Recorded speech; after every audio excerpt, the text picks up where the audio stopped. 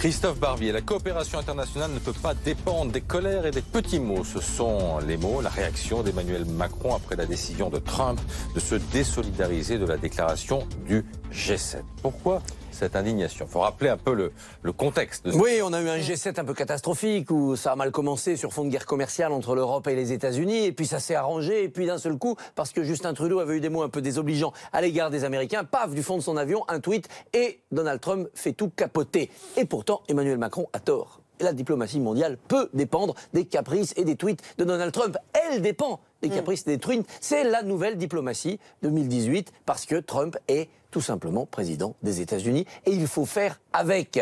Alors regardez la Corée du Nord. Il y a quelques mois, on avait l'impression d'être dans une espèce d'escalade apocalyptique entre deux fous, Trump et le Coréen. Aujourd'hui, il va y avoir une rencontre historique, enfin demain.